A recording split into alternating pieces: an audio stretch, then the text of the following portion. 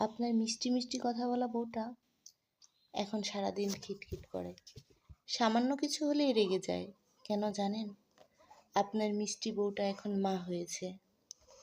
মা একটা শব্দ, যার পেছনে লুকোনো হাজারটা না বলা কষ্ট। সবাই বলে খিটখিটে মেজাজ, রাগী স্বভাব, কিন্তু কেউ ভাবে না সে কতটা হতাশ তার জীবন নিয়ে। সন্তান জন্মের পর একজন নারীর জীবন বদলে যায়, এই কথাটা সবাই বলে, কিন্তু সেই বদলে যাওয়া জীবনে নিজের জন্য একটু সময়, কিছু শখ পূরণ বলতে কিছুই থাকে না। সে কেন আগের মতো হাসে না? কেন চুপচাপ হয়ে গেছে? কেন একটু কিছু হলেই রেগে যায়? সবাই এই কথাগুলো বলে, কিন্তু কখনো কি জিজ্ঞেস করেছেন তোমার কি লাগবে? কোনো কাজে তোমাকে সাহায্য করতে হবে কি না? একজন মা, যে সারা রাত জেগে সন্তানের নিঃশ্বাস গোনে, যে নিজে না খেয়ে সন্তানের মুখে খাবার তুলে দেয়। প্রতিদিন চলে যুদ্ধ, সংসারের কাজ, বাচ্চা সামলানো, সব মিলিয়ে নিজের জন্য 1 মিনিট সময়ও থাকে না।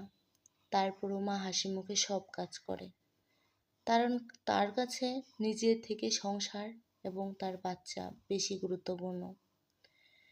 যে দিনের পর দিন নিজের শরীর, মন, স্বাধীনতা সব বিসর্জন দেয়, তাকে আমরা শুধুই দায়িত্বশীল বলে পাশ কাটিয়ে যাই। আয়া, বুয়া, দারোয়ান, সবার শ্রমের দাম আছে। শুধু একজন মায়ের শ্রমটাই স্বাভাবিক ধরে নেই। তাকে কেউ ধন্যবাদ দেয় না, কেউ বুঝে না, শুধু বলে তুমি তো সারাদিন ঘরেই থাকো, এত ক্লান্তি কিসের? সব তো আছে, তাও এমন খিটখিটে কেন? এই কথাগুলো যখন তার কানে আসে, সে আরও হতাশ হয়ে যায়, ডিপ্রেশনে পড়ে যায়, আরও অধৈর্য হয়ে পড়ে।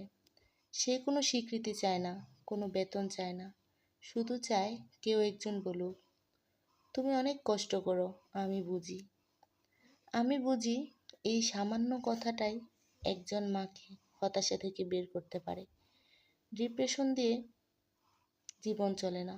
ডিপ্রেশন থেকে মুক্তি দেওয়ার জন্য আপনাকে আপনার স্ত্রীর পাশে থাকতে হবে। এই কথাগুলো একজন মায়ের না, এটা হাজারো মায়ের মনের কথা, যারা প্রতিদিন নিঃশব্দে একটা পৃথিবী গড়ে তোলে। আপনার মিষ্টি বউটা মিষ্টি মিষ্টি কথা বলতো, আপনার মিষ্টি মিষ্টি কথা বলা বউটা এখন সারাদিন খিটখিট করে। সামান্য কিছু হলেই রেগে যায়। কেন জানেন? আপনার মিষ্টি বউটা এখন মা হয়েছে। মা একটা শব্দ, যার পেছনে লুকোনো হাজারটা না বলা কষ্ট। সবাই বলে খিটখিটে মেজাজ, রাগী স্বভাব, কিন্তু কেউ ভাবে না সে কতটা হতাশ তার জীবন নিয়ে। সন্তান জন্মের পর একজন